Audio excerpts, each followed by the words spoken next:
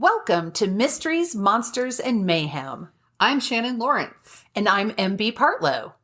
Quick content warning before we get started. This podcast may contain language and disturbing content, so enter at your own risk.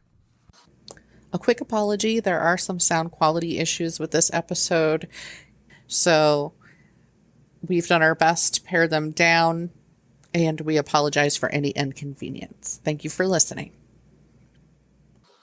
Hello, everyone. Hello. We're back again. And today we have a guest, JL Campbell. And so we're going to let JL introduce herself. Hello, everyone. MB and Shannon, thank you so very much for having me. I am JL Campbell, as said, and I write across a range of genres. Anything you can think about, I write it, a little bit of it. I write across many genres. I live in Jamaica. And a lot of what I write, I find inspiration from things that happen around me and from just Jamaican culture. And I think it's an advantage for me in terms of storytelling because people always learn something different and something exotic according to them. So I have like 40 something books. And my last book was actually a thriller, so that was something new for me as well. So okay, I wasn't sure if it was your first thriller yet or not. It was. That's fun. How have any of these storms, any of the hurricanes, been anywhere near you? Anything? Yeah. Okay. We had Beryl, and boy, Beryl was I don't want to say bitch, but Beryl was. You can say that on this show. That's right. We're used to that. But Beryl was something else.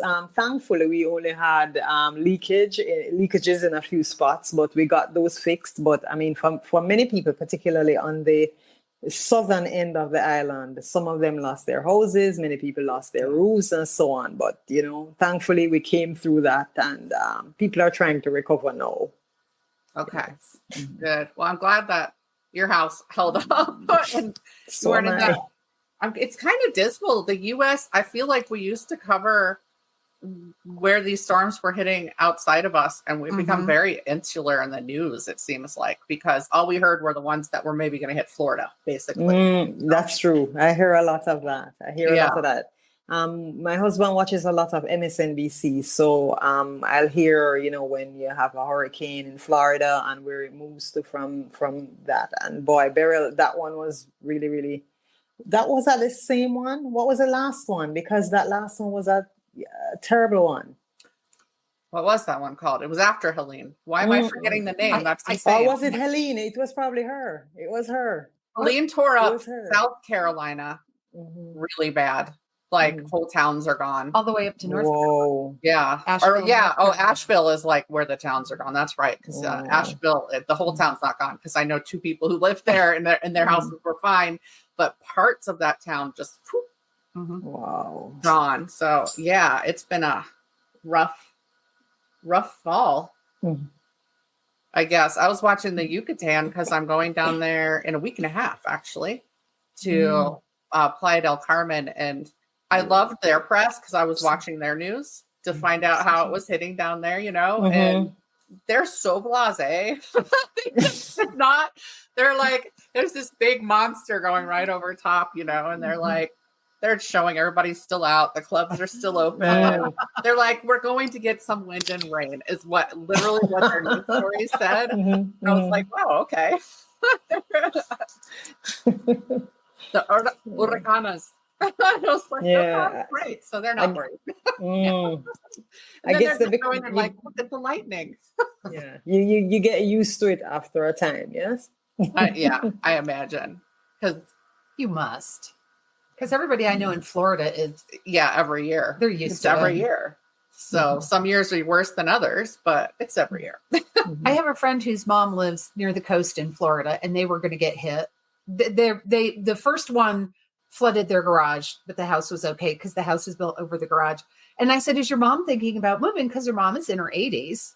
And she said, yes, she's thinking about moving a few miles inland. About leaving Florida, just move it a little bit. And they're like, okay, I don't Yeah.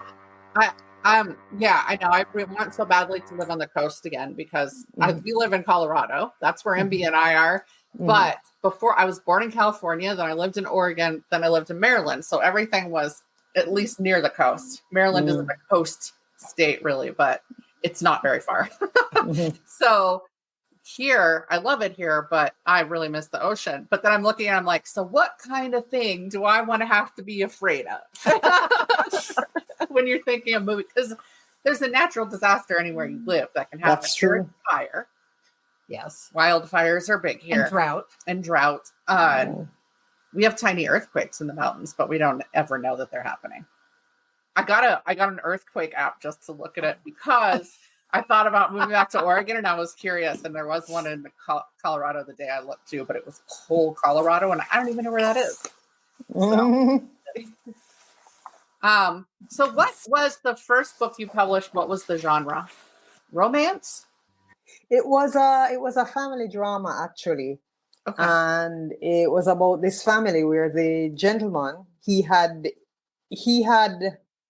wasn't even an affair, but he got someone else pregnant and the woman brought the child to his doorstep because it was one of those things where she knew that he had money and she wanted to capitalize on that. And it caused a whole lot of furor in the family.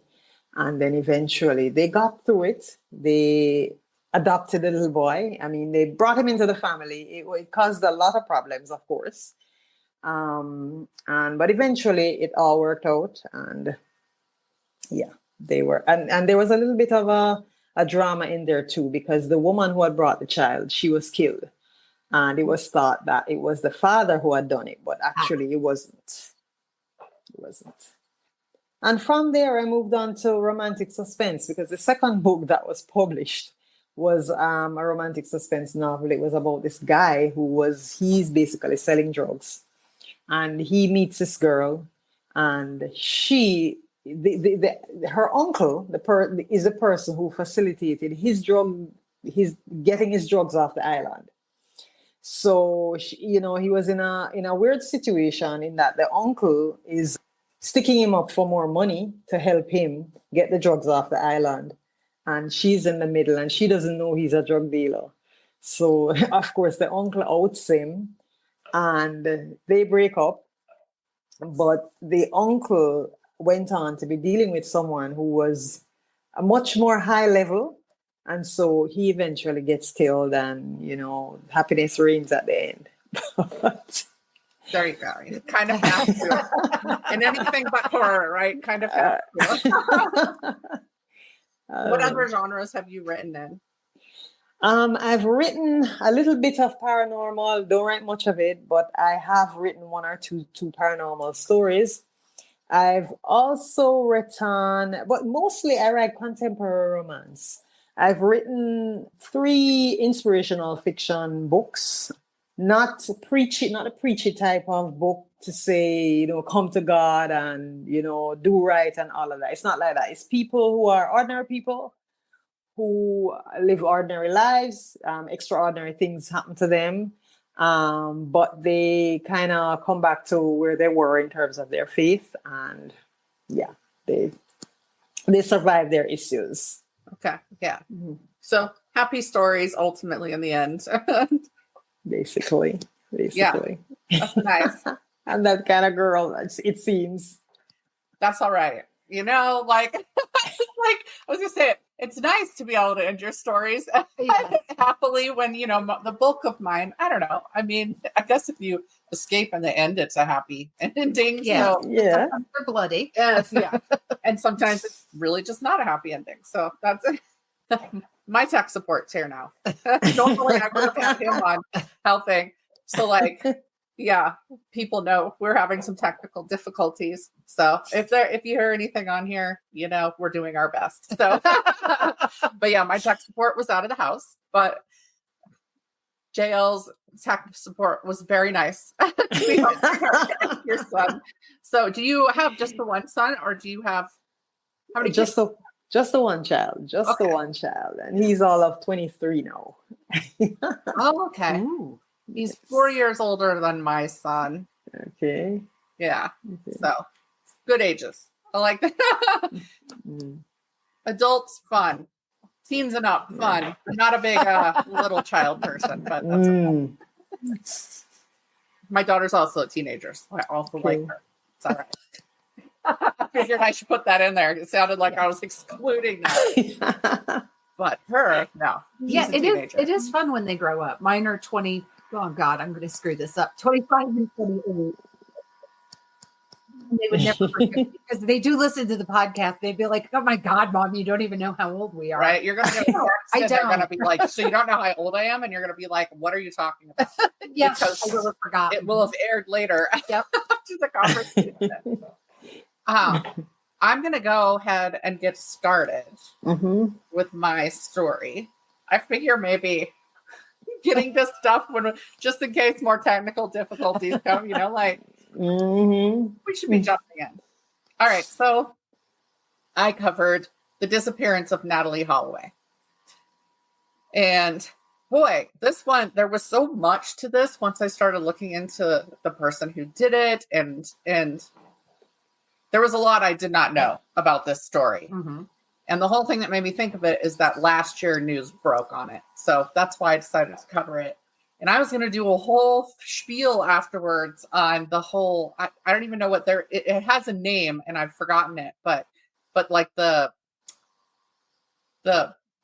pretty white girl thing in the news, if a blonde girl who's photogenic disappears, she's all over the news. And if anybody else does, woe be to them, I guess, because nobody's going to hear about it. So we have a huge problem with that in this country. I don't know what it all looks like internationally, but I certainly heard about Madeleine McCann. I think that was her name, the little girl that I covered in a previous one, who was British and disappeared in another, like Spain or Portugal or something. And so it seems like the international news is also tainted in the same way. But again, this story ended up being so long on its own that I was like, okay, I guess I'm not going to go into it, but I still wanted to address it because it's a problem. And even when Natalee Holloway disappeared, there was a woman who had disappeared here at the same time, never any news about her. But she wasn't blonde and white and young and wealthy, because it turns out the income level does come into it. And I think that's really about people with more money have more of an ability to offer a money reward and get on the news because they have connections and push at the police and do all that. So I think that the income also makes a difference in it. And that's not to say that Natalee Holloway's family was well off, but they were middle class. And I don't know, the stepfather seemed to have a bit more money and they had connections. And you'll hear a little bit, like very briefly, something that makes you know they had some connections. So, okay. In May 2005, Natalee Holloway, an Alabama girl who had just graduated high school with honors, intending to go into pre-med at University of Alabama on a full ride she'd received, went on, I mean, she was... That's the shit, getting a full ride. Getting a full ride for pre-med. Yeah, if you can keep it. Went on a class trip to Aruba with 124 other graduates from Mountain Brook High School. Now, this wasn't an official school trip, but a lot of kids were in on it. I don't know what the size of her entire class was, but that wasn't all the students. The chaperones who had volunteered to go mainly left the teens to themselves, checking in once per day to make sure all was well. So they weren't like riding these kids. These kids were free to do what they wanted, and that was the intention from the beginning. It's not that they went and just decided to slack off. By many accounts, there was a lot of alcohol in play, as one would expect with a group of young people from the U.S. who can't drink till 21, who can suddenly legally drink at 18. And in Aruba, it was pretty soft on whether that was even followed. So they weren't being ID'd, they said. They were going to the clubs and bars and drinking, whether they were 18 or not. Natalee in particular was said to be drinking a lot of alcohol, starting with cocktails at breakfast many of the days. And she missed breakfast a couple times due to late nights and hangovers, so she was full on partying. When Natalee failed to show up for her flight home on May 30th, one of the chaperones called her parents, and her mom and stepfather, here it is, enlisted the help of friends and flew to Aruba on their private jet. The friends had a private jet. I don't have friends like that. I had a boss like that, but he was doing it I guess the old fashioned way, which is to say, just racking up debt and couldn't actually afford it. In her room at the Holiday Inn where all the graduates had been staying, her parents found her packed luggage and passport. In speaking to her friends, they discovered that Natalee had last been seen by them at about 1:30 a.m. on the 30th. They'd all gone to Carlos and Charlie's, a nightclub, but Natalee had left with a 17-year-old guy named Joran Vandersloot, getting into a car with him owned by 21-year-old Deepak Kalpo. Also, there was his brother there, 18-year-old Satish Kalpo. She never made it back to the hotel. Footage in the lobby never showed her walking back in, though it was stated that she could get to her room without going through the lobby. So that itself wasn't 100%. Natalee's mom and stepdad were able to speak to the right people and get Vandersloot's name and address within hours of getting there. Though he was an honor student at a local school, he was well known for liking to party, and he really liked hanging out where the tourists were.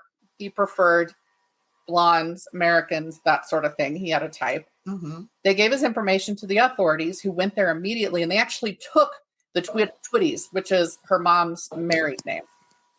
So the mom and the stepdad and their friends to his house. And their hope at that time was Natalee's there. You know, she messed up, whatever, she's at this guy's house. So they all went there, showed up, and instead they get there and Vandersloot enters the door. And he says, I don't know her. Like, I don't know who you're talking about. And then they pushed and he admitted, okay. But the last I saw her, we drove her to Arashi Beach near the California Lighthouse because she wanted to see some sharks. So we took her out there to see the sharks. And then we were there for like half an hour. And then we dropped her off back at her hotel at 2 a.m. And, that's it. That's the last we saw her at 2 a.m. Deepak was at the house and he agreed that this was what had happened. Vandersloot said they had seen a guy, though, who looked like a security guard they knew, walking up to her dressed in black as they drove away. So this dude they'd seen this guy with her. Now knowing that she was not safely ensconced in Vandersloot's home, authorities launched a major search. They poured everything into it. The Aruba government actually gave their civil servants time off to help the search. So they were like, you guys don't have to come in today. Go help with the search. As Aruba is under the control of the Netherlands, the Dutch Marines took on shoreline searches. Aruban and U.S. citizens volunteered, pitched in to help. They were checking the land. They were checking the ocean in any way that they could. No sign was found. Not a shoe, not anything. Perhaps because of the claim that a security guard had been seen approaching Natalee, the first arrest occurred June 5th with 2 known security guards out of work during hotel renovations.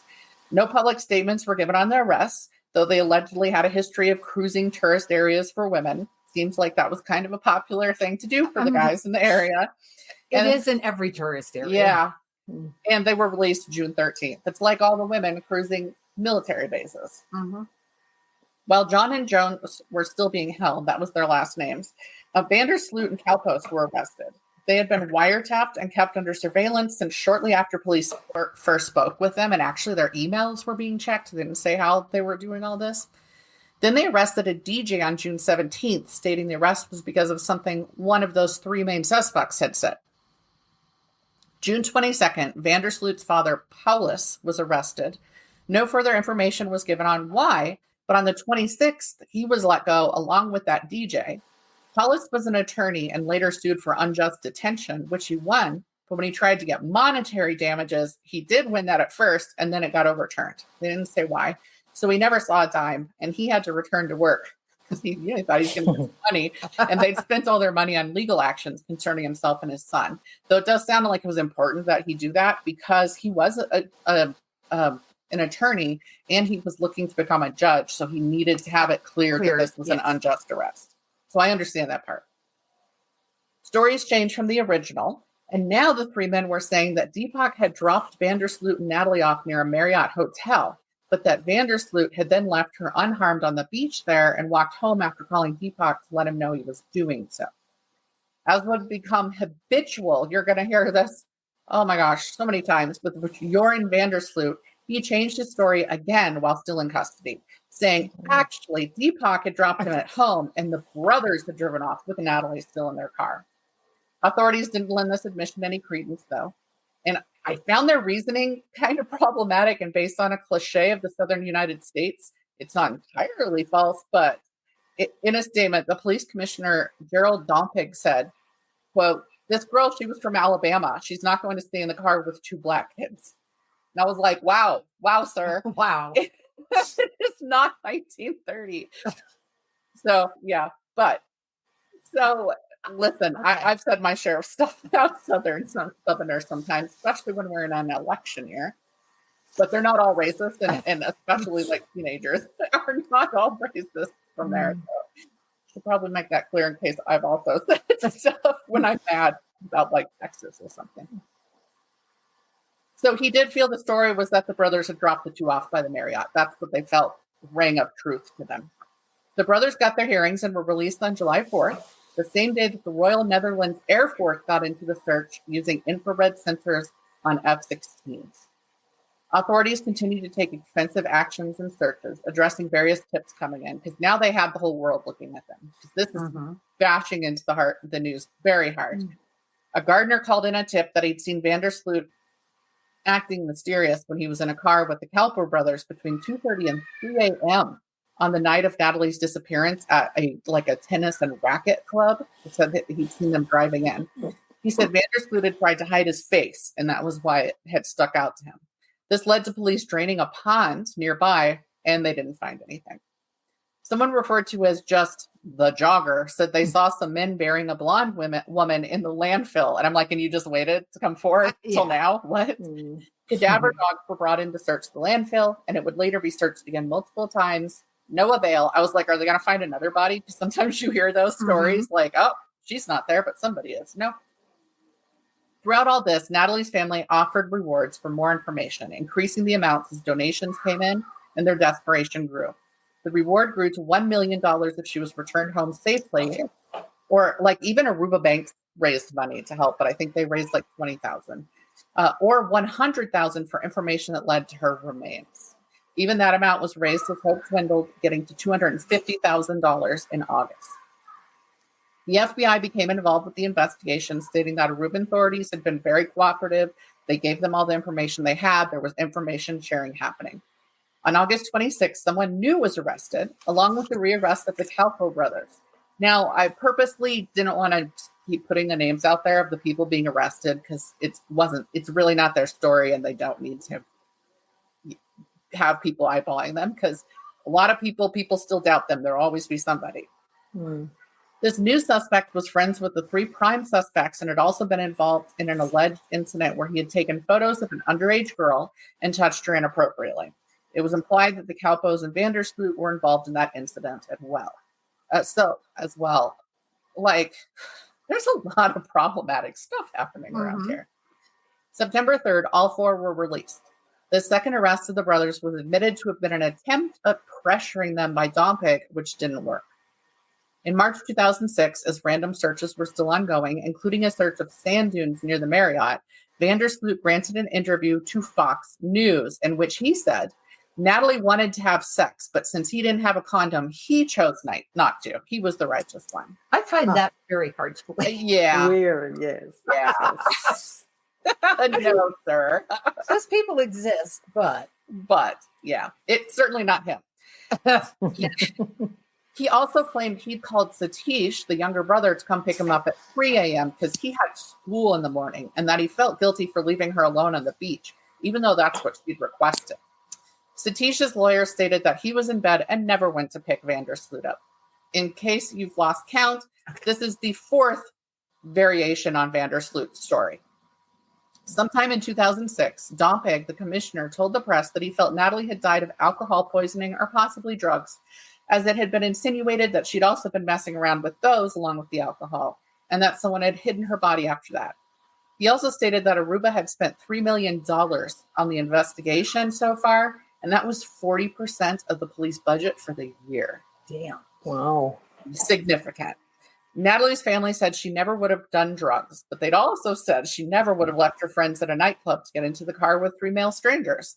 It has since been said that the mother tried to get Natalee's friends to lie about the use of alcohol and that sort of thing so she didn't look bad.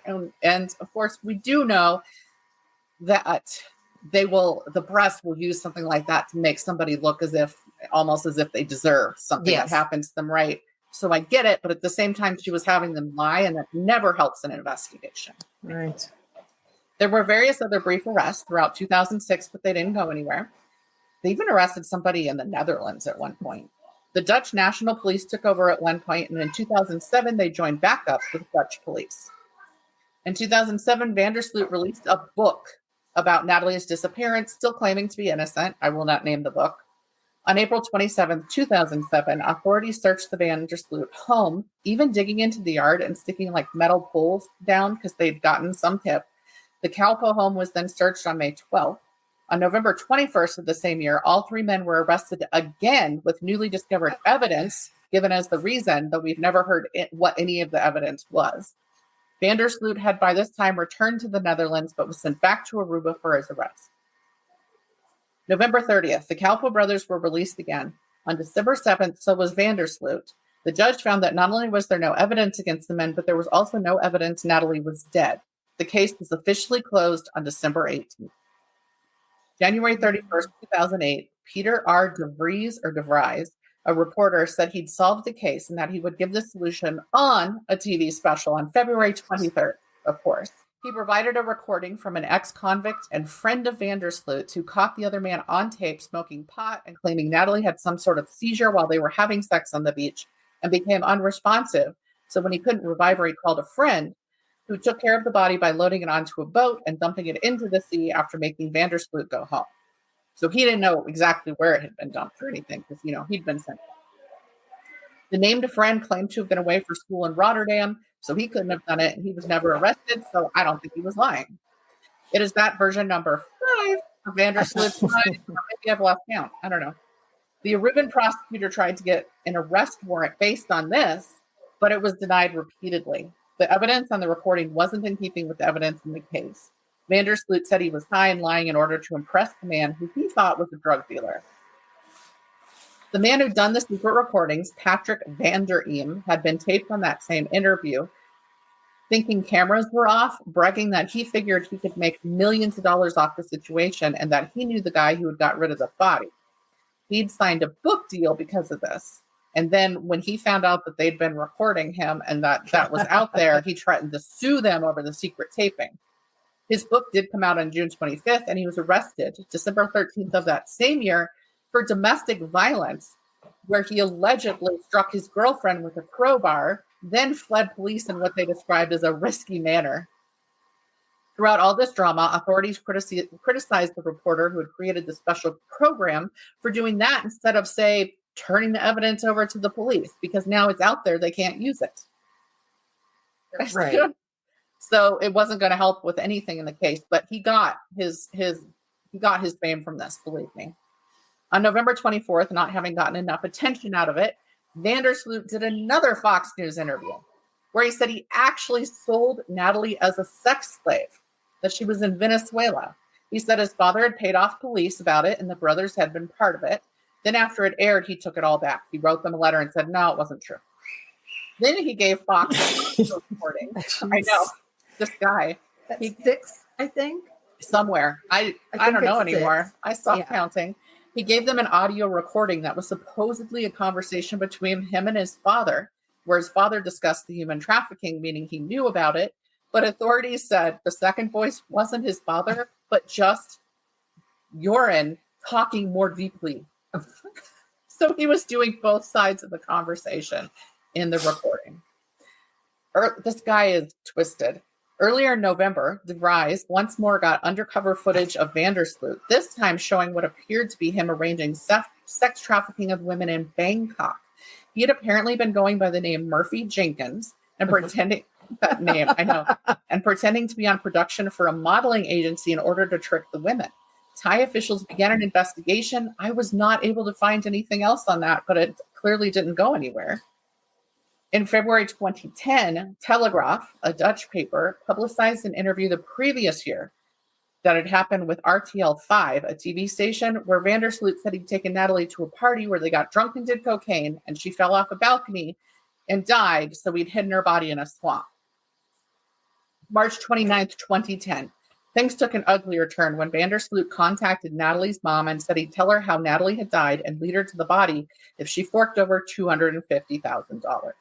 Her lawyer managed to get him to accept $25,000 as an advance, Then after it led to her, they'd give him the rest of the money. Beth Twitty wired him $15,000, and the FBI handed over $10,000 in cash in person on May 10th because he was then supposed to take them. He proceeded to tell them they'd had a fight and she'd fallen and hit her head on a rock. He told them her body was buried by the foundation of a house and told them the address and everything of the house. The investigation showed the house didn't exist when she disappeared. It didn't exist yet. The foundation wasn't there. Nothing was there. Which eventually led him to being charged in Alabama for extortion and wire fraud on June 3rd with an indictment on June 30th. He admitted he just wanted revenge on the Holloway Twitty family because they'd been making his life miserable with their accusations and actions for 5 years. So, petty. Oh, my God. On May 30th, 2010, a 21-year-old student named Stephanie Flores Ramirez was reported missing in Lima, Peru. Stephanie had been attending the University of Lima to get a business degree. Why am I bringing this up here? They found her battered body in room 309 of the Hotel TAC on June 2nd. The room was under Joran Vandersloot's name. The TV was on. He left it on, locked the door. When he left, he told the front desk folks, hey, don't bother her. She's sleeping. A tennis racket thought to be a weapon was found in the room. During their investigation, authorities discovered that the two had met in a poker competition. He actually was winning tons of money at poker competitions and traveling for them. In addition, they were seen entering the hotel together by staff and a guest.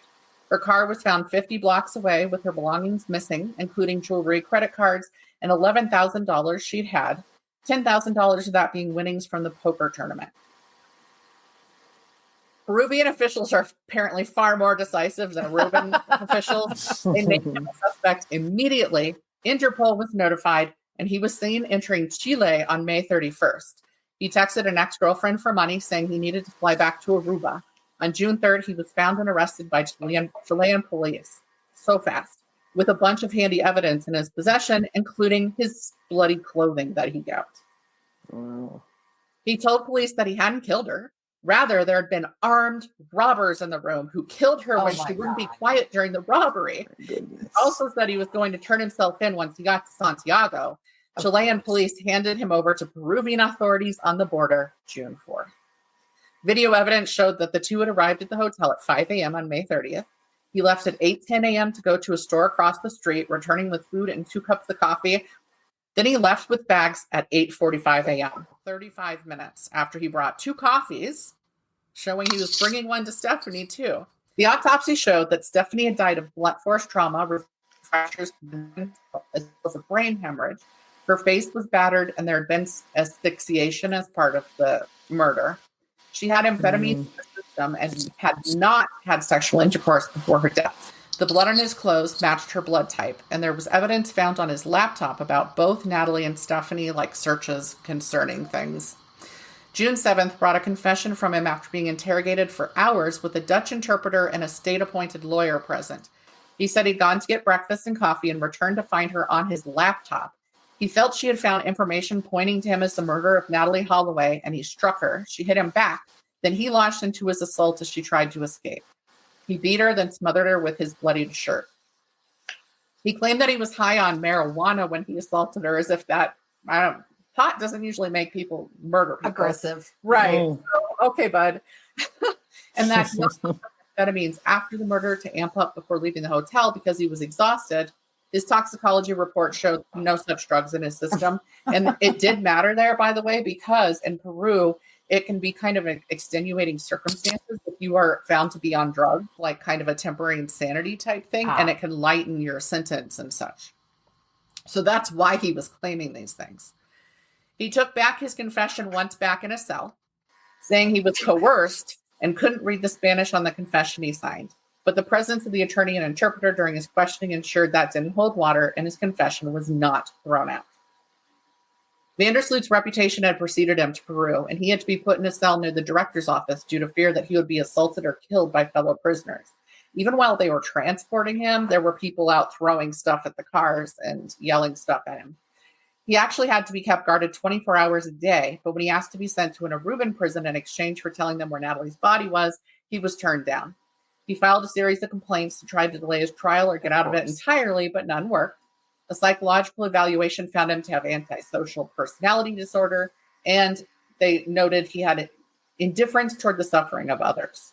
Yeah. His attorney tried to claim he had psychological damage from, wait for it, being accused of Natalee's murder, which led to him committing this murder because of the deep trauma of the accusations.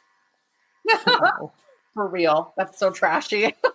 On January 11th, 2012, he pled guilty to qualified murder and robbery and was given 28 years in prison in Peru. September 11th, 2010, Beth Twitty went to Peru. 2012. Beth Twitty went to Peru with the journalist DeVries, who had won an Emmy for his reporting on Vandersloot in the past. So he did get his, positively for all the stuff he was doing.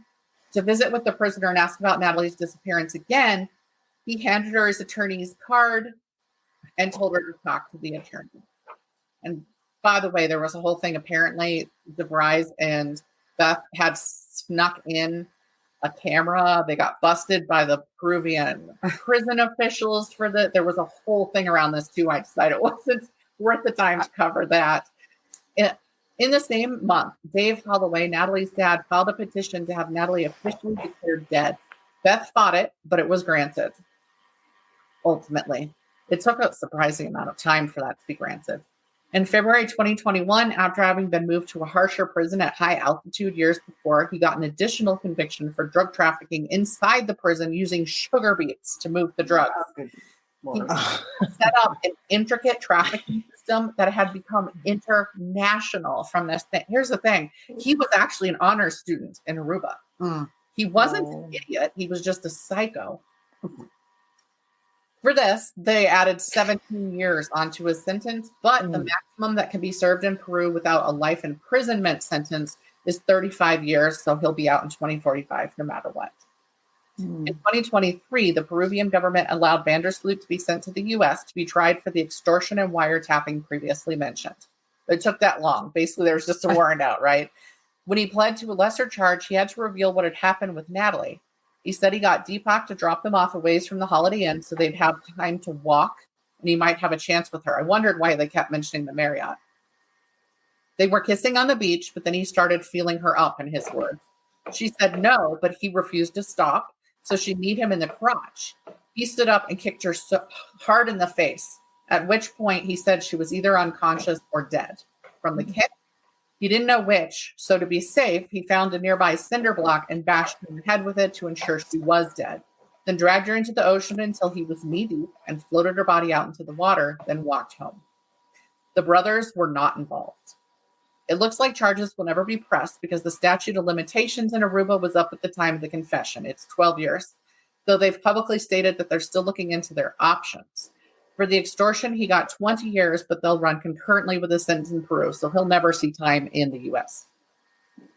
The public has questioned whether there were other murders under his belt, including some women who went missing from poker competitions in Colombia, where he crossed through on his way to Peru. But Colombian authorities don't feel he was at the competitions, instead thinking he just passed through, and that's it. We'll likely never know if there was anyone else, unless he starts talking again. He's been all over the world and clearly has issues. On a sobering note, he met a Peruvian woman selling wares in the prison in 2014, got married, and she had his child that same year. She's waiting for his release from prison. The Holloway family now has answers, but her body was never found. Both parents wrote books about her murder, though they were published before the confession. So that updated information isn't there. And when I went to a Visit Aruba page, they still have her listed with the $250,000 reward if her remains are found. So, and there were, There were, I think, 5 other people that are still listed as missing. It was 5 or 7 in Aruba, including a girl who disappeared off a cruise boat there. So, they do still have those people on there, but it doesn't seem like a terribly high crime area, more like drugs and stuff revolving around tourist trade, probably some trafficking. So, because I say that because Beth Twitty, Natalee's mom, tried to get the U.S. basically to ban traveling to Aruba because it wasn't safe for American tourists. And I'm like, listen, there are probably more women went missing in Alabama alone. Yes. In like 1 year as happened in Aruba. So luckily it didn't take on because I don't think it's an Aruba problem. It was a Vandersloot problem. But right. And some of the people missing there are men. It was about a third were men that were missing, I think, on that list. So my sources, AL.com, which was an Alabama news site, ABC News, People, CNN, and Wikipedia. So that is there's so much more to that. What a man I knew, but what a slimy creep. And imagining being his family that whole time while he just randomly came out with new awful stories about their daughter would be so rough. Like, he was just such a nasty guy. And it sucks that he's going to get out when he's really not that old because he was 17 when the crime occurred. So do the math and don't want to. I guess he'd be like 57 or something when he gets out, which is the age his dad was when he died of a massive heart attack, probably because of his son. Wow. Yeah. So, and now we go to Joy for your story. Okay. So in view of the seriousness of your story, I could not tell the little light story that I had planned to do. Oh, no. Totally usually raise it afterwards. That's why I first. But, the thing about Jamaican culture is that it's an amalgamation of the slaves that came here, that were brought here from Africa, the Chinese people and the Indian people who came as indentured laborers after slavery ended. But among the things that the Africans brought with them was, like you have voodoo in Haiti. In Jamaica, you have something called Obeah.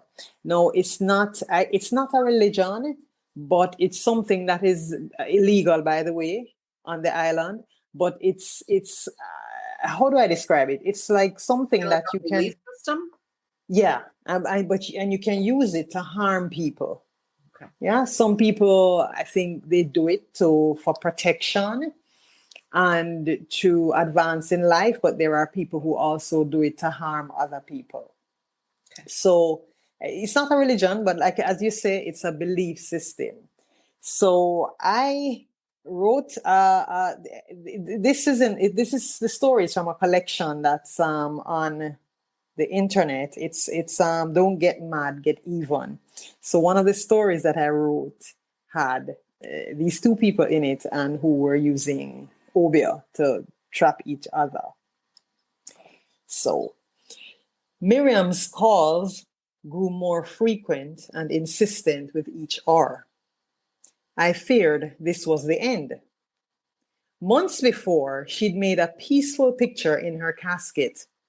Her face was fresh, as though she was asleep, and her hair arranged around her shoulders. But only 3 of us knew what killed her. No, she was my constant companion, suffocating the life from me. I met Miriam in Kingston at school when I was 20.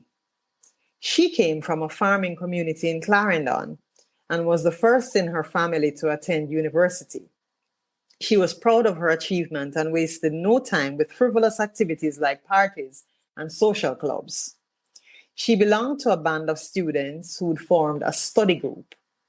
While they were seen as a pack of bookheads, everybody knew where to go when they were in danger of failing their courses and needed help. I wasn't as serious as I should have been about my studies, so I eventually found my way to Miriam through a friend. She lived off campus, and so 2 evenings each week, I'd turn up at her cramped apartment for her to help me brush up on my use of English. I will admit there were additional benefits. Miriam's roommate, Simone, was almost always at home.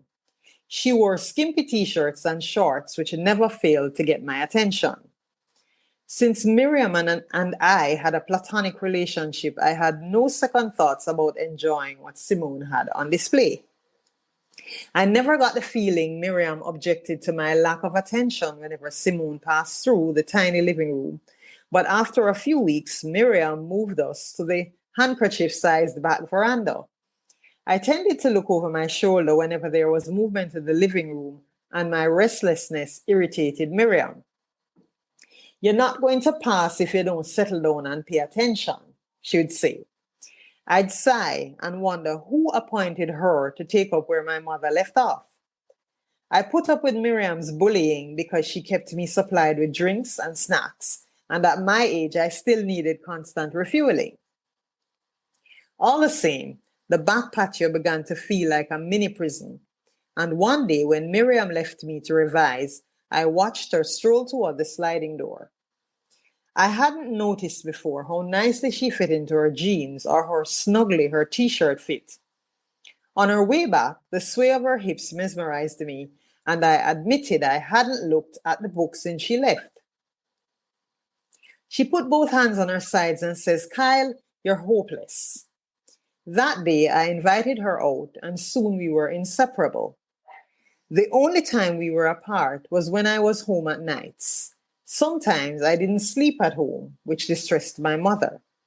She didn't understand my sudden change of habits and warned me that what sweet you, soon sour you. When they met, I wasn't surprised that Mommy disliked Miriam. Anything that kept me from home and distracted me from my studies, including my weekend part-time job at a nightclub, annoyed Mommy. But what concerned her more than anything was Miriam's roots. According to Mommy, nothing good came from Clarendon. That's a parish in Jamaica. Her prejudices ran deep because she had several bad experiences with people who originated from that parish, including my father. She wouldn't discuss her aversion to Miriam, but stuck to her conviction that Clarendonians were a bunch of Obeah workers. Nothing I said convinced her otherwise. As far as she was concerned, I needed to be purged because Miriam had tied her one boy with some kind of nastiness. But I refused to allow Mommy to boil potentially poisonous bush for me to drink. What did she know about herbal medicine? More likely than not, she'd kill me with some of her home remedies. Miriam never gave me reason to be suspicious of her, but her attitude puzzled me. She knew how Mommy felt about her, yet whenever I mentioned stopping at home while we were out and about, she insisted on coming inside with me. Each time Miriam visited, Mommy watched her closely. I suspected why, but I ignored Mommy's actions since I knew the depth of her paranoia. At first, Miriam said nothing. Then one day, she tackled me in my beat-up Toyota. "Kyle, I don't think your mother likes me." I fumbled before switching on the engine. "You must be mistaken." I hoped the argument would die there, but it didn't. "It's like she don't trust me or something. She must mention it to you." "No, not really," I said. Miriam rolled her eyes. "You're just avoiding the issue." "What issue, Miriam? You're in a relationship with me, not my mother." I was thankful she left things there. For how could I tell her about my mother's phobia? Time passed and we both graduated. I was no longer crazy about Miriam, who had grown possessive and unreasonable as our relationship progressed. But somehow I couldn't work up the energy to end things with her. I stole time away from her now and then. A young man has to gather experience, right? But I always went back to her, and she knew every time I strayed. Her eyes would glisten with hostility, and she refused to talk to me for days. Despite our tempestuous relationship, we eventually married. Miriam turned irrational overnight, and that's how things appeared to me. I couldn't leave the house without her accusing me of having other women. By this time, I worked in a bank with plenty of female co-workers, but I never had an affair. Things could get sticky in the workplace.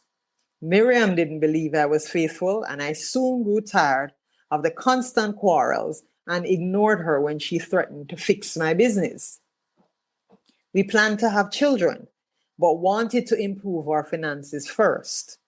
Whenever she made threats about castrating me, I'd laugh and taunt her.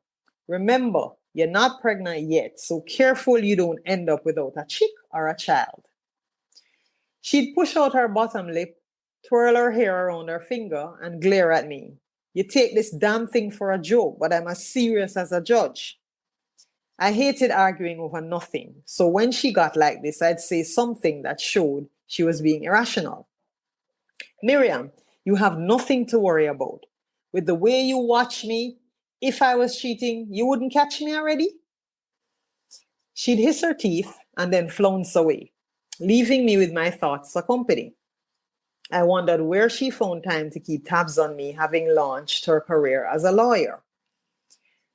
Over time, I grew uneasy.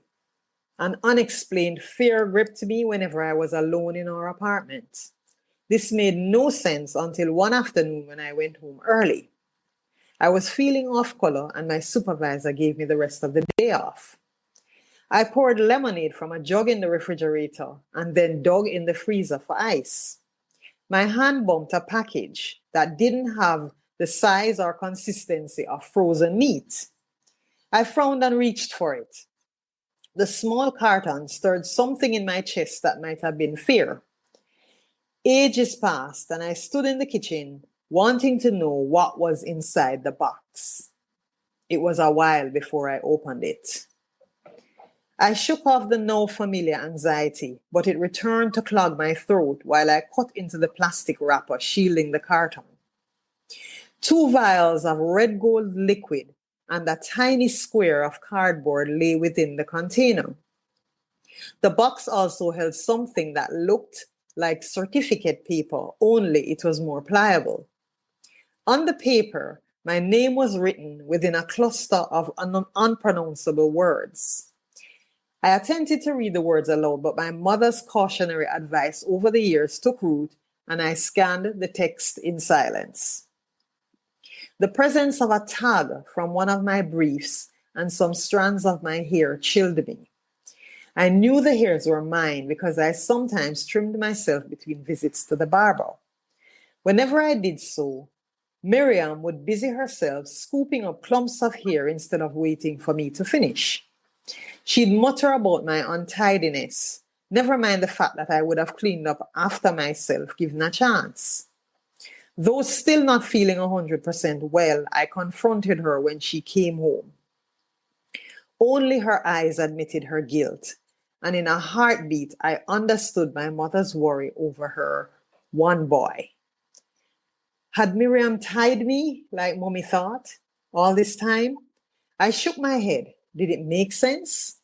Though I had the evidence, I refused to believe that any harm could come from a clothing tag, some hair, and words that didn't make sense. That evening, I showed Mommy the evidence of Miriam's wickedness. She opened the package and her eyes went wide. The bag fell from her hands and she made the sign of the cross. I thought she was going to faint. The room settled into silence around us. When she took a deep breath and folded her arms across her chest, I asked her what she thought I should do. My mouth fell open when she suggested I fight fire with fire. I gawked at her from the settee. Mommy, what you mean? Well, Miriam really leave you no choice. Either you stay tied to her for life or you break the tie and get on with your life. I did warn you about that Clarendon gal, but you wouldn't listen. She raged for a while before she calmed down. Then she sat across from me and rubbed her hands over her face. What to do? She struggled to her feet, and I realized she was getting older and subject to the vagaries of old age. She left the room and I hunched in on myself, clasping my head in my hands. How could Miriam love me and do this sort of thing? I knew Obeah from the same distance as most Jamaicans. In school, we talked about it in vague terms, having no real knowledge of what it involved. I supposed people dabbled in it for a variety of reasons, but couldn't reconcile my wife taking this route. And for what? Didn't she believe she could maintain a successful marriage on the virtue of who she was? My mother's words over the years swirled around my head, and when I slumped against the back of the sofa, I wondered about my sudden loss of interest in Simone and my inability to break off the relationship with Miriam. Then a shaft of revelation shattered my innocence. Almost from day one, I'd been eating and drinking at Miriam's home as though my mother never fed me at home. It would have been easy for her to slip me anything, and to think I'd waved away Mummy's offers of bush tea as the desperation of a lonely woman who felt she was losing her son. Mommy dropped onto the sofa opposite me and sighed. Kyle, somebody I know recommended a place she would meet my eyes. You know how I feel about this sort of thing, but I have to make an exception this time, or that gal is going to kill you. We went on the cover of night. I was too dazed to remember exactly where we went. My body shook and my bones rattled in the back of the taxi as we maneuvered a rutted track somewhere in St. Mary. A dim light bulb lit the compound, which sat on the lip of a low hill. I shivered as a light wind danced over my skin. Bottles of all shapes and sizes stood guard around the property, like inanimate soldiers. The banana and mango trees lining the perimeter of the yard chilled my blood every time the leaves rustled. I was sure evil beings lurked in the darkness, shrouding the roots of the plants and trees. The racket from the rickety gate must have alerted the woman inside. The door opened, and a stooped figure stood silhouetted by the light. Come, she said. She led us down a dark passage, past several doors. The corridor opened into a clustered room where the air was stale. She invited us to sit before saying anything else. She made herself comfortable, and I saw then how old she was. At a guess, I'd say she was somewhere between 80 and 100, give or take a few years. Her scrawny hands rested in her lap. The veins running every which way reminded me of knotted tree roots. Her sharp eyes sucked in everything about us.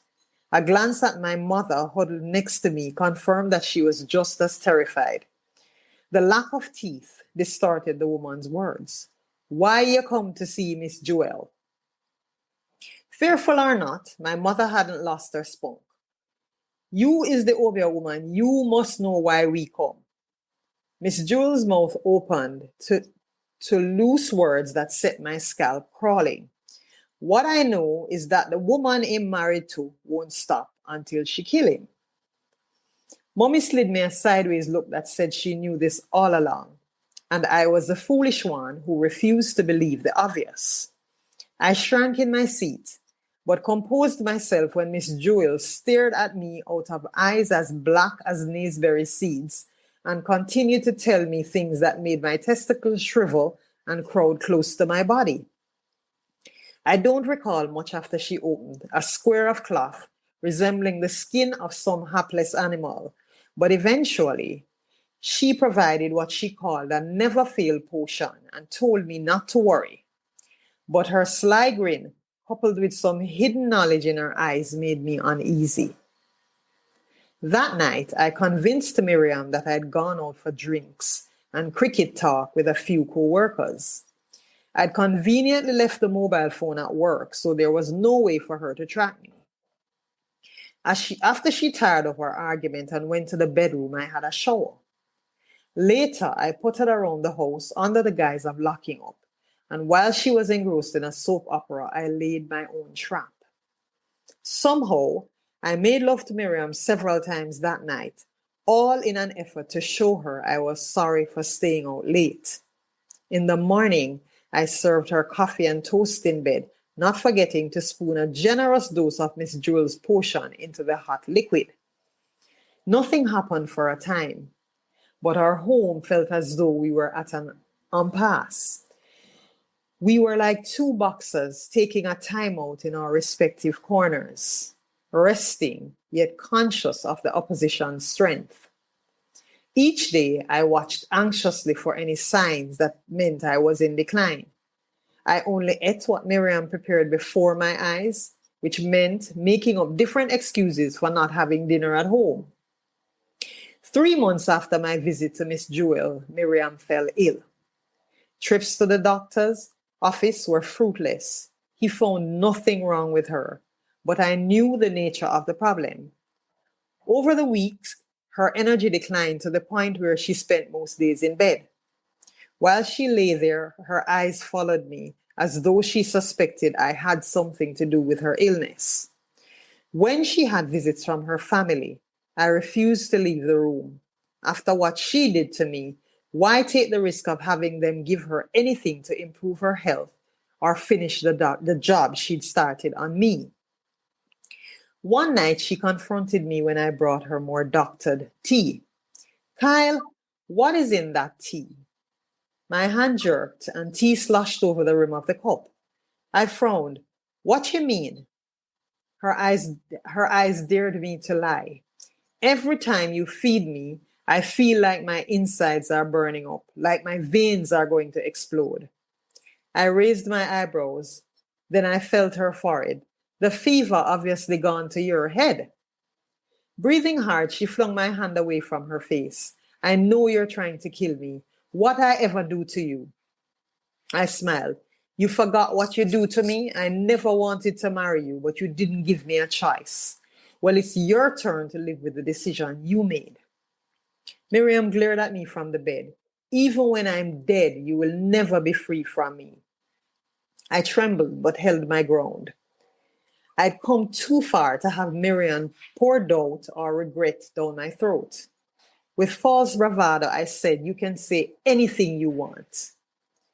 I took her to the hospital when it was clear she wouldn't survive much longer. I stayed by her bedside, playing the devoted spouse. When her breathing slowed and the air heaved and gurgled through her throat, she turned her head and called my name. I leaned over her and she whispered, I'm only leaving you for a short time. I'll see you when you reach. Though her words turned my blood to ice, I whispered back, all I have to say is that when you dig one pit, better to dig two. In return, she mumbled, I hope you followed that same advice. Smiling up at me, she breathed her last. Goosebumps spread over my skin. I attributed it to her spirit leaving her body, not to mention whatever else she'd been carrying around with her. I gave her a funeral fitting for an upcoming professional and then did my best to forget about her. It wasn't long before a series of fevers and chills took root in my body. Nothing I did quelled them once they started, and our family doctor was puzzled by my symptoms. I'd moved house by then, but that didn't stop the terror that gripped me when I started seeing moving shadows. I'd peer into the corners of my bedroom, wondering if my eyes were fooling me. And when I turned the lights off, my heart raced so hard I thought I would die from fright. I took to sleeping with the lights on. In the deepest part of the night, I'd wake, shivering as though cold water had been poured into my bed. I couldn't move my limbs, which were stuck to my sides. I was smothered in an invisible but unyielding cocoon. I suspected Miriam was playing games with me. But how could I tell anyone what I was going through without sounding as though I was losing my mind? As the months passed, I started having convulsions and had to go into the hospital. I spent weeks after that repeating a cycle of home, hospital, until I was sick of being in bed. The hospital became my home. As was the case with Miriam, the doctors couldn't say what was wrong with me. My mother prayed unceasingly, but her prayers went in vain. The shadows had materialized into Miriam's shape, and each night she lingered at the door to my room, beckoning me.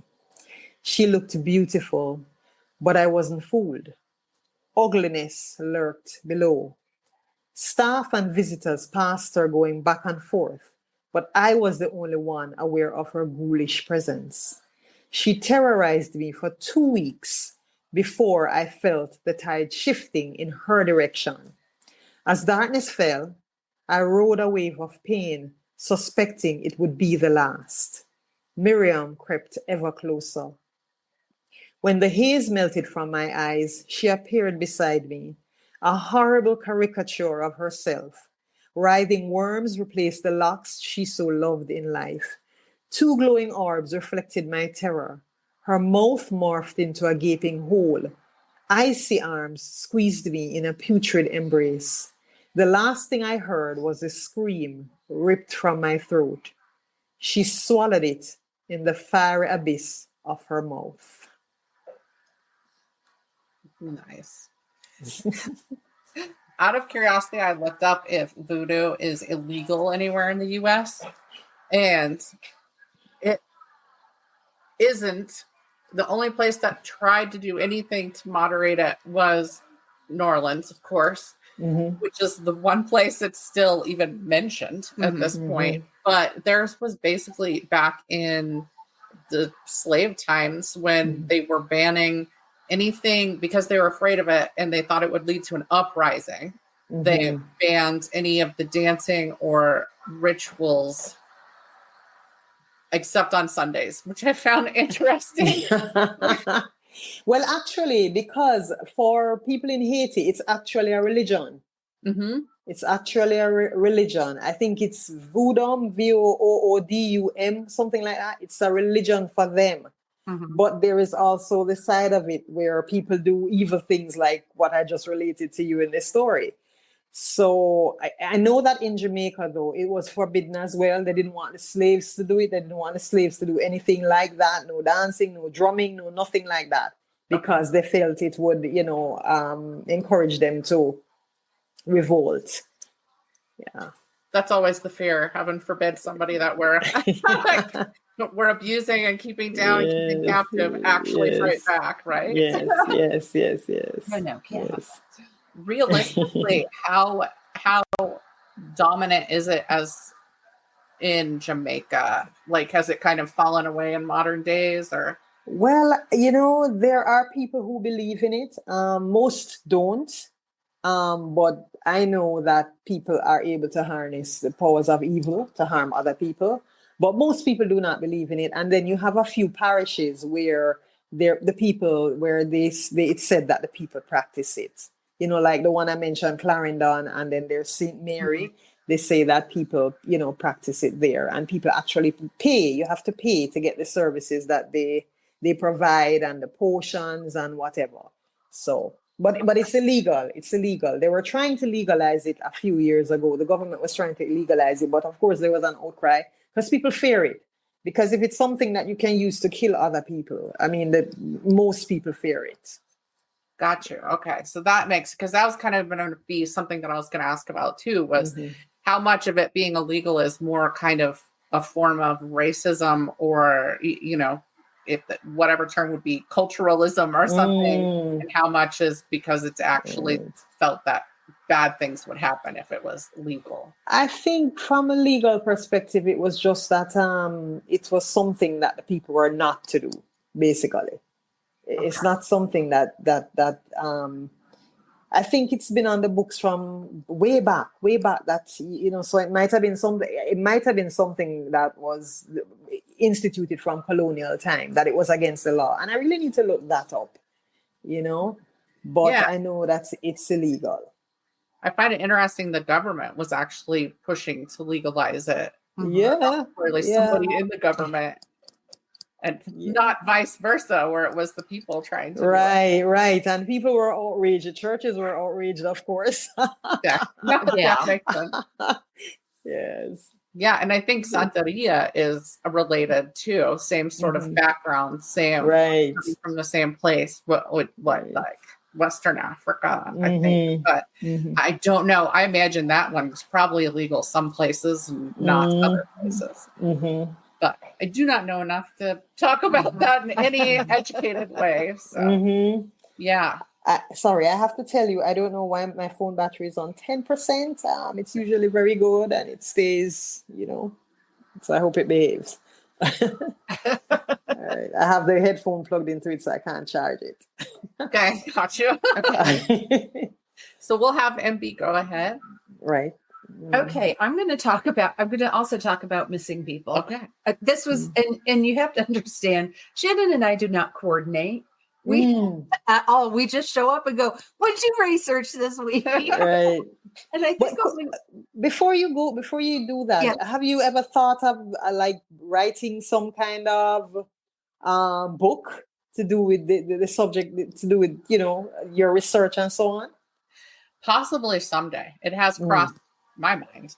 So there's just so much. And you sort of stay in a certain subject matter, and I'm all over the damn place. I can only be serious for so long, and then I have to do something like, the Great Maple Syrup Heist, which they're making a movie, or they've made a movie out of the Great Maple Syrup Heist. And we should just write a book on ridiculous crimes. Okay, that I'm all in on. The more ridiculous, the better. Unfortunately, what I'm talking about today is not ridiculous, except there's a person involved who is a little bit ridiculous. Okay. So, I'm going to start with Once Upon a Time because I like that. Once upon a time, there was a man named David Polita, a former police detective who got his start as an author writing 2 books trying to prove the existence of Bigfoot. He actually is one of the founders of the Bigfoot is Real Foundation. I didn't write down the name of it because I'm not talking about Bigfoot. But that's where he got his foot in the door. He moved on and did the Missing 411 book series, where he focuses on people missing in U.S. national parks and forests, predominantly. He suggests negligence on the part of the Park Service in failing to locate missing people, but I could not find enough. I can't support or negate it. I don't know if they're doing a good enough job or not. And it's hard to prove a negative. Mm-hmm. So, to anyone who has seen this documentary, and it's called, did I write down the name of it? Because that would have been smart, so I probably didn't. It was called Missing 411, The Hunters. So to anyone who has watched the documentary who might be listening, I'm going to go out of order because I felt like it. And I want to bring in some additional information that he has completely just ignored, which it's not a big deal in some of them, but it is a big deal in others, because he's trying to make this whole case that there are these clusters of people going missing in specific areas. And it does seem to be true, but he's got this whole list of attributes, which I did not want to recreate, but they happen in or near boulder fields. The weather, there's a sudden change in weather. The dogs can't find them. Are you sure it's not Bigfoot? It's very similar. Perhaps Bigfoot is eating these people. I don't know. That could be. So in the lower foothills of the Sierra Mountains near Sonora, California, there's what is known as the Donnell Vista. And we know someone named Donnell, so that immediately, she has nothing to do with this, but that caught my attention. There's a parking lot. So like a typical trailhead, there's a parking lot and a short trail to the overlook. And the overlook, because I saw the pictures, is like over the edge of the mountain. It's just over into nothingness. And it overlooks a 1,200-foot drop to the water below.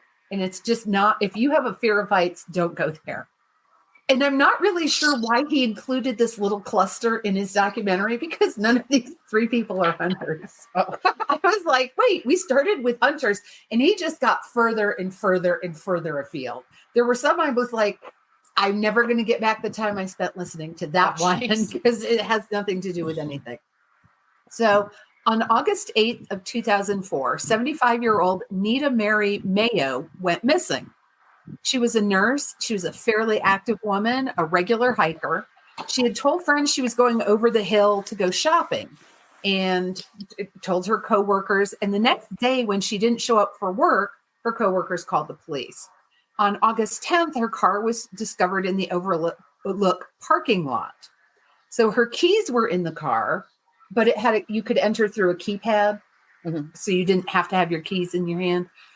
So her keys were in the car. Her shopping, the things she had bought when she was shopping were in the car. Her purse was there, her wallet, and her glasses. The only thing that seemed to be missing was her camera and her prescription sunglasses. And despite the search, no trace of her was ever found. Okay. On April 18th, 2014, 48-year-old Patricia Sue Tolhurst was last seen by her friends. On April 20th, she mailed a letter to friends saying she was going somewhere to stick her feet in the water, which I don't think was code for anything.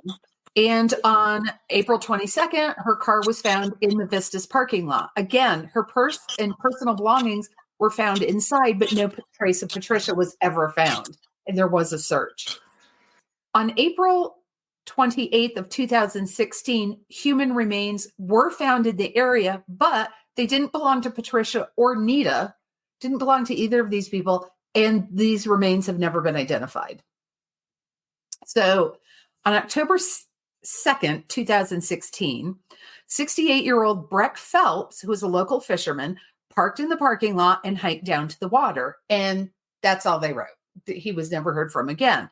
His pastor, I don't know why his pastor was looking for him, but his pastor went looking for him. And when he found Phelps's red car in the Vistas parking lot, he notified officials. They used helicopters. They used dog teams. No trace of him was ever found. And this is what really bugs me at this point in time. From the info I was able to get off the internet, and I'm not saying it's everything all the time, a whole lot more effort goes into the search when a man goes missing than when a woman goes missing. I mean, all they talked about when the men went missing was they called out the dogs, they called out these people, they called out the National Guard, they called out, and with the women, they said, yeah, we looked. There was no delineating what they had done to find the women. Interesting, because yes, with the whole white girl thing that I said before, men are often, their disappearances are overlooked because there's more men missing most places than there are women. Yeah. Yeah, so it seems to run opposite of that. It could have just been reported differently, so I can't be sure. But zero trace has ever been found of any of these three people. And some of them have family that have been going back to this overlook for years. And the one guy said, there's no local who knows this place better than I do, because he said, I covered it on my hands and knees looking for anything. And I think it is considered, I cannot say for sure, but it is considered unusual when someone goes missing that absolutely nothing is found. No candy wrapper, no purse, no shoe, no anything. Mm-hmm. So then we're going to shift east a little bit to the Crazy Mountains in Montana. I was like, oh, that sounds like my kind of place. One of the women interviewed said the mountains were cursed by the Crow tribe for the wind to blow and drive the white men crazy. And I thought, have you met white men? Because it's a short drive. But Paulides, who made this documentary, made a very big deal out of hunter Aaron Hedges going missing on September 5th of 2014. Hedges was 38 years old, and he was starting a week-long elk hunting trip at Campfire Lake with two friends. And they trekked in. You can't drive to the campsite. They trekked in with 2 horses and a mule. Right there, I'm like, I'm out. That is not something I want. No, you lost me. But obviously, that's why I don't do those things. But the mule spooked on the trip in and scattered the gear it was carrying, including all of Hedges' camping gear. What I can't figure out was why they didn't pick it up and repack it or put some of it on the horse. But it was like, oh, well, it was scattered and lost. So that doesn't make any sense to me. Once they made it to camp, Hedges was supposed to hike up to Sunlight Lake, where one of the friends who was with him had a cache of equipment. He was supposed to resupply himself with the camping gear he needed and come back. His friends did reach out to him and were able to contact him via walkie-talkie for part of the day. And apparently it was the kind of walkie-talkie that had a location grid on it. So the last time they talked to him, he was way far east of where he should have been, and they couldn't figure out why. They lost contact with him and he didn't show up. So they waited a day, then they searched for him for a day, and then they contacted authorities because they didn't think, they just thought, he had wandered off or gotten lost and they'd be able to find him. And at that point, the weather was warm and dry. So after that second day went by, they found a hiker or a camper who had a sat phone and called authorities. So on September 7th, around 4 p.m., and unfortunately, they got 18 to 24 inches of snow in about 24 hours. And by the way, Paulides, who made this documentary, talked about sudden weather changes a lot. And I'm like, my dude, you're talking about mountains in all of these. That's what happens there. Have you never been there? Let me tell you, it happens all the time. So on Wednesday, September 9th, search dogs found Hedges' boots. Since they were in a boulder field with lots of loose scree, searchers assumed he couldn't go far in his bare feet, which, of course, although snow, you would think. They found a fire pit Near the fire pit was an empty water bladder, and in the fire pit was a package of Hedges branded cigarettes and 2 waist straps that had been cut off of a backpack. Huh. Which didn't make any sense to anybody. Like with a knife, like clean cut? Yeah, like cut off. Yeah. Okay. Despite 60 searchers, 20 canine teams, and 2 helicopters, no further trace was found, and the search was called off on September 22nd. So we fast forward about 9 months to June of 2015, and a rancher is making the rounds of his property and fixing his fences when he found Hodges' pack and orange reflective vest leaned against a tree, and his bow and his gun were next to it. And one of the things that they kept coming back to was, in nature, things don't neatly line up like that. Mm-hmm. You know, if the pack is leaned against the tree and the bow and the gun are laid neatly next to it, that's a person did it. Yes. The pack still had his wallet and food in it. It said snacks. And the other thing that was important was the rancher's farm buildings were clearly visible from this vantage point, from this tree. So if he left his things there, he would have been able to look down and see, look, there's help. So 2 months later, and a half a mile away, a Dude Ranch guest spotted a skull under a tree that turned out to be Hedges. They also found some pelvic bones, a femur, and his cell phone. There were no pants. Why that's a big deal, I don't know. But there were no pants. And the coroner could not determine a cause of death. I don't think he had enough remains to determine a cause of death. Paulides makes a big deal out of asking how the man could have walked 6 miles in 2 feet of snow with no shoes. However, when they don't know for a fact that he didn't have another pair of shoes in his pack. But when you look more closely at Hedges, there are a lot of important details that Paulides left out. Hedges was an alcoholic, a long-term alcoholic, and he was currently taking drugs to curb his cravings for alcohol. His wife hadn't wanted him to go on this trip because she said his mood was unstable and he was unsteady on his feet. So, of course, she's like, no, please don't go hiking in the mountains. He was drinking pretty much all day the day he disappeared and was said to be agitated and belligerent. When questioned, one of the men he was hunting with said he thought Hedges had wanted to go to this cache of supplies and detox privately. Like he wanted to get through the worst of it by himself and then come back and join them. Apparently, wanting to detox without help in the middle of the wilderness, nowhere, is a thing. It is not a doctor-approved thing, but people do this. There was a related story that I didn't research, but a man and his wife went in so she could detox, and I can't remember if it was drugs or alcohol, and she started having a seizure, and he had to call for help. Yeah, there was a case that I looked at recently and thought about covering. Now I don't remember what it was, but it was this whole organization, I think even here in Colorado, that sends people out with certain stuff, and they're like, okay, go do this. And it isn't just detox or anything, but it is have a spiritual journey, do this or that. And the woman disappeared because she wasn't well equipped and she was out in the middle of nowhere and couldn't get back and yada, yada. So it is something I've heard of. So if he was unprepared for the snow and was hypothermic and suffering the DTs and dealing with unknown side effects from the drugs, really anything could have happened to him. He could have fallen. He could have, who knows? So that was I just wasn't sure why he left all that information out. He asked one person and I can't remember, he asked the question, he worded it very oddly. It was something like, was he in a good mood or something like that? Instead of saying, did you think he was competent to go hiking at that time? It was not that question. It's more like, how was his mood that day? Well, his mood was fine.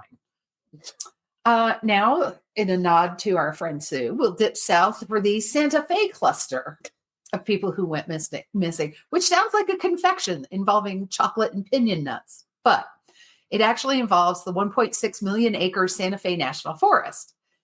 And I'm just going to drop the question, does size matter? And we'll come back to that later. I'll come back to that in a minute. On September 6th of 2009, 61-year-old Melvin, now I heard it pronounced Nadel and Nadell. So 61-year-old Melvin Nadel met two coworkers at a camp they had set up on Elk Mountain.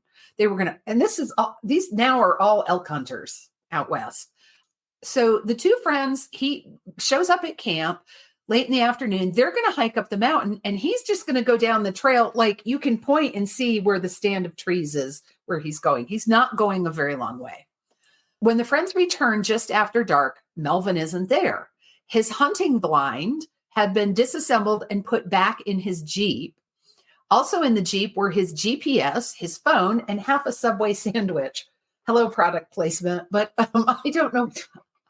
I'm like, I wonder why he wouldn't take the sandwich with him, but that's just how my brain goes. So they fired 2 shots. They heard 2 shots back, so proceeded to turn on the car light and honk the horns, but Melvin never showed up. The search, which included 2 helicopters and multiple dog teams, never turned up a trace, and the search ended after 6 days. And to this day, no trace of Melvin has been found.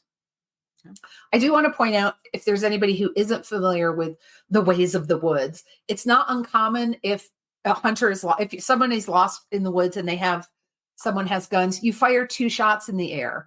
And you're supposed to fire 2 shots in the air back to let them know that you heard them. And so you can locate each other. People will do it in a base camp so people can find their way back, or people will do it who are lost so people can find them. Mm-hmm. So that's what the 2 shots is about.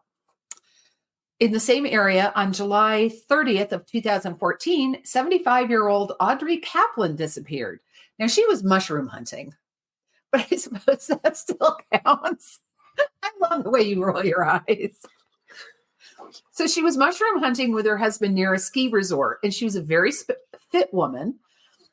They spent a lot of time in the mountains. Her husband called for help when she didn't come back. It wasn't clear if they got separated, if that was an accident, or she's like, I'm going over here, you go over there. But 4 days later, on August 4th, a searcher found what looked like a destroyed camping site. There was like a little fire pit, and stuff had been strewn about. So in a nearby stream, they found the naked body of Kaplan in 4 to 5 inches of water in a fetal position. The coroner ruled hypothermia is the most logical cause of death, although no specific evidence supported that ruling. And I should note, the night of the day she went missing, the temperatures dropped severely and there was torrential rain. So now I have to bring up something that I didn't know was a thing. I think I had heard of it, but I didn't know it had a name. It's the phenomena of paradoxical undressing. Yeah. It's with hypothermia. Yeah. When people have hypothermia and are freezing to death, they start taking their clothes off as though they're too hot. That's one of the things that came up when I was doing, now I'm forgetting the word for it, but the people that were lost in like the Russian mountains. Yes, it did come up in that. Yes, because they've Dietlef passed. Yeah, I know. So they thought that because they were like mostly naked when they found them, so they figured there was hypothermia and they did that. Yes. Yeah. So on November 7th, 2017, Stanley Vigil was driving on Boreas Peak with his father and 2 friends. He saw a deer, they saw a deer, and he hopped out and chased after it. I will point out at this point, the 4 of them had been drinking and driving around the mountains all day. All he had was a handgun on his hip, and that is important. That's an important detail. So his father yelled after him, but Vigil didn't come back and disappeared, and the fog started rolling in, and it started raining, and they couldn't find him. So the search, again, dog teams, continued for 6 days with no results. 5 months later, an off-duty police officer was fishing with his son and found the body in the water. He was 9 miles from his point of separation, which in missing persons accounts, the point of separation is where the person was last seen by someone else. So it was 9 miles away, and the assumption was that he drowned, which didn't explain his skull injuries and his 2 broken ribs.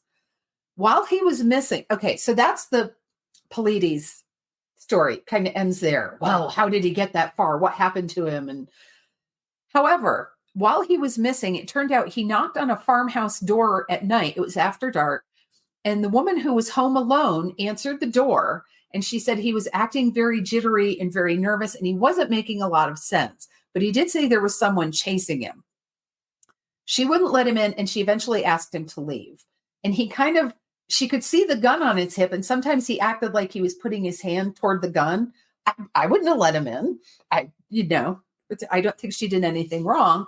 Also, the information that had gone out about a person missing in the mountain, she thought it was a child who was missing. So she didn't even associate this with the person who was missing. The next day, she got better information and contacted authorities and said, yes, this man had stopped by her house. There's also surveillance footage from a small general store in the area. I didn't go too far into it because I saw some of the footage, some of the clips from the footage. You can't tell who it is. It's from the back. He's wearing a hoodie. He's the right height. It could be V Hill, but it might not be. Mm-hmm. So the footage looked like it might be V Hill fleeing from some men in a truck, but Paulides doesn't mention any of that. Yeah, so we still don't know how he got 9 miles away and exactly what happened, but you generally, now I could see hitting your head on a rock and then drowning, but the ribs, that one is very messed up. So finally, the last two I'm going to talk about, I'm going to end with where the documentary starts. This was what sucked me in. Okay. This is what absolutely sucked me into this, because it starts in the Adirondacks, which is home for me. Y'all know that. Most people know that, who've listened to us more than 10 minutes. Not that I work it in a lot. Anyhow, I do want to say, back when I said, does size matter? Because they're talking about how huge the Santa Fe National Forest is. It's 1.6 million acres. It's big. The Adirondack Park is the biggest national park in the country. It's 6 million acres. Wow. So, and you can't fart in the Adirondack Park without a permit. So it's heavily permitted if you want to do anything. So it was really nice because listening to these people being interviewed, and this came out in 2019, so it wasn't that long ago, relative. I was just like, wow, I wonder if I know any of these people or if anybody I know knows these people, because it just sounded like home. But the first story, here's the other thing I have to go off on just a little bit. So in the beginning, Paulides, who's narrating the documentary, goes off on this long-winded exposition about hunters and what salt of the earth they are, and how they're woodsmen and they're nature men, and they know what they're doing in the woods, and they are above reproach, and they are 87 kinds of, they're just short of Captain America from the way he describes them. And I would like to point out, having known many hunters, they're just like everybody else. I mean, you got good guys, you got bad guys, you got idiots and smart people. I mean, you can't. What a weird group of people to lionize or whatever. I know. It was very noble savage. That kind of. Yeah. So I was like, okay. And let me tell you, because where I grew up, there are a lot of hunting camps, and people from the city, which could be Rochester or Syracuse, but also New York City. People who come up from the city and just hunt once or twice a year, those people are fucking idiots. They will shoot your dog, your cow, your pig, your child. They'll shoot anything that moves in the woods and think they've done a good job. And they'll hunt drunk. But anyway, November 15th, 2015, 82-year-old Thomas Messick went hunting with 7 friends, 3 of whom were also in their 80s. Oh my gosh. Now, they went. I'm a little terrified. Except I have family members who hunted until they were 90 and they were capable. So anyway, they went down Lily Pond Road, which cracked me up. And then I thought, why am I laughing? I grew up across from the Tully Pond Road, and there's the Boyd Pond Road. And anyway, it was close to a hunting camp that they all co-owned, but they had never hunted this particular area on Lily Pond Road. In the documentary, here's the biggest missed opportunity. In the documentary, some local they're talking to goes, "Oh, nobody hunts Lily Pond Road." Dun, dun, dun. And Nobody follows up. No. Nobody follows up on it. There is no game there. And when they went searching, the searchers found no game there. No squirrels, no rabbits, no deer. I'm like, couldn't have been all the noise. There were like so many people on this search. I'm like, you think Bambi's going to sit around just waiting to see who it is? No. So anyway, but yes, that was such a missed opportunity. So basically, the guys in their 80s were supposed to sit like not right next to each other, but there were some fallen logs and tree stumps and stuff. They were going to sit there, and the 3 younger guys were going to go up and drive the deer down toward them. That's totally normal. So they didn't see any deer. And when they got back to the meeting place, and only 2 hours have gone by, they get back 2 hours later, they get the other guys come out. Tom is nowhere to be found. So when it starts to get dark, 3 of the guys went back to camp, and the rest of them stayed at the truck. They're making noise. They're doing the 2-shot thing. They're blowing the horn. They're flashing the lights on the truck. Nothing. They can't they can't find anything. When the next day, the search was started by the New York State Forest Rangers. They had helicopters with infrared. They had divers in the pond. They had volunteer fire departments helping to walk the grid in the woods. And they showed, like, they had diagrams of how I can't believe if he was there, he would have been found, because they were walking like toe to toe with each other, and they would walk it in one direction and then do it perpendicular. So, I mean, they had tons of people searching for him. They had canine units. The search continued. This one was a long one. It went on until November 26th. And to this day, no trace of Tom has been found. He was carrying a rifle. He was carrying bullets. He had a walkie-talkie, and he had a snack. And they didn't find a scrap of anything. They didn't find a candy wrapper, a spent bullet. And in a lot of these, some of these were bow hunters and some of these were rifle hunters. One thing they make a point of saying is, okay, if you're a hunter and you're walking and you get lost, what are you going to do? You're going to lay down your bow. It's heavy. Your bow and your arrows, you're going to lay them down. Your gun is going to get heavy. You're going to lay it down. Maybe you get hot. You take off your jacket. But in all of these cases, they found absolutely nothing. However, during this search 2 days earlier, some of the searchers were called off on November 24th because 68-year-old Fred Drum, who was 40 miles south of there in Schuylerville, had gone missing. So the 24th was Thanksgiving Day that year, and his wife left the house between 10 a.m. and noon that morning. When she returned home that evening, he was gone. She assumed he'd gone hunting because they had, 150 acres or something. They had a lot of land. The only thing missing was his wallet that had his driver's license and debit card in it, neither one of which has ever been used, has ever surfaced again. Everybody assumed the recently retired man had gone hunting, but he never came back and no trace of him was ever found. So that's kind of creepy to just, but they did put, I'm thinking to myself, okay, it's a holiday and his wife leaves, which may or may not be a big deal, but he's also recently retired. He did take his wallet with his driver's license with him. He could have just walked off. In this one, I don't think there is sufficient proof that he got lost. Gotcha. He could have had it all planned out and somebody picked him up. Right, because it happens. That does happen. So, who knows? Who knows? It's so, I'm like, wow, it's bizarre to me that, and granted, the first couple were hunters, and somebody talked about how bow hunters are more susceptible to harm because they're trying to be quiet and not moving. Whereas if you're hunting with a rifle, you're either up at a stand or you're moving, you're walking to hunt, and people can't.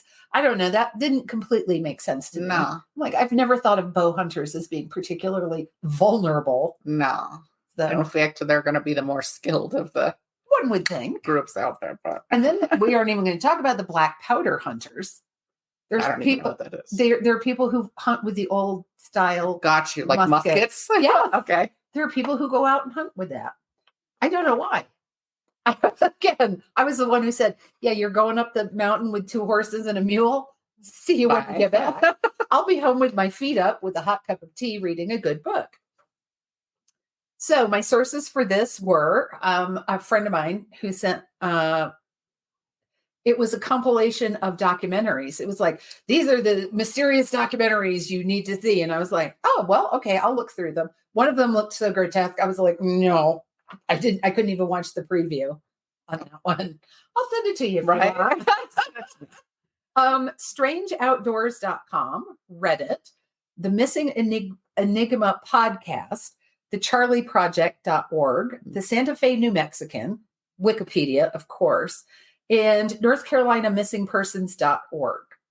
And I listened to part of the podcast, these two guys, and they're interviewing a third guy about the documentary, specifically about the documentary, and I can't remember which case it was. They just wanted to pick apart how he made the documentary. Like, well, he said they were 2 meters northeast and they were actually 3 meters. Or, it was tiny little things that I was like, what that doesn't have any impact on the larger story. Right. They're just like, well, if I was doing it, I would have done so much more and better research. I was like, then make a documentary. Go for it. Well, the one guy did. I did not watch it. I was like, I'm not going to live long enough to watch another documentary on this particular topic. So be careful when you go into the woods is the moral here. That's a frequent moral for people. Gross. Don't get in the car with strangers, and be careful when you go in the woods. Right. Just don't do it. I figure so we don't lose Joy because I know that you've noticed the background weird noise that I was muting and then you muted yourself. So I know you heard that. That we should go ahead and tell us one more time, tell us what your website URL is and where people can find you and what your latest release was. Okay, so I am everywhere on social media as JL Campbell. My website is at www.joylcampbell.com. So that's joylcampbell.com. And my latest book is a thriller. And while you were talking about, Shannon, while you were speaking about your research, I saw some similarities in my book because my book is about a young lady who goes to Jamaica. Her family live in Miami. They go to the mother, actually the parents are from the island, from Jamaica originally. And she goes to Jamaica on spring break. And they have a party, and then she's assaulted by her friends. And then her mother, who is a cybersecurity expert, makes everybody pay. Right? She finds ways using technology to make every last one of them pay for hurting her daughter. What is the title? What is the title of that book? Flames of Wrath. Oh, I like that. So that was released November 28th through Black Odyssey Media. And it's doing okay. It's doing okay. And I maybe look at myself again because there were things in there that that kind of like, what kind of wickedness is that? Like my husband said to me, "What were you thinking about when you wrote that? What were you mad about when you wrote this?" But if you have children, you will understand because you will do everything to protect them. Yes. So I want to thank you both for having me. You're doing such interesting work, bringing these stories to light because we hear of them in the news and then we don't hear about them again. Sometimes we never find out what happens to these people who go missing. So it's been really interesting. Yeah, it's that, and that's the problem, right? Is that the news cycle, right, is so fast, and something is the biggest news for 3 days, and then you never hear about it again. You never hear an update on it, and it's on the one hand pretty sad that there's so much negative news that can happen, that we can push something else out of there. So that's important. You're a prolific writer. You always you're steady with the releases, and that's always awesome to see. I'm not there. 6 books out at this point, I think. So, and the goal at this point is just get one out a year, pretty much. So, there's an expectation of more from people now, which we know that it's readers. They're like, you must release this many, and okay, well, that's not going to happen. But I'm always awed to see your releases coming out, and we appreciate you coming on and talking about Obeah. Is that how it's said? And thank you to everybody for listening. Yes, we're gonna go before we lose joy. We'll talk to everybody next Yes, month. we'll be back in December. Thanks again for having me. Really appreciate you. Yeah. Bye. Bye-bye. Thank you for listening to Mysteries, Monsters, and Mayhem. Find us on Facebook and Instagram or at our website, mysteriesmonstersmayhem.com. Please like, rate, and review, follow, and share wherever your favorite podcasts are downloaded. Thank you for listening and supporting our podcast. We'll be back with more shenanigans.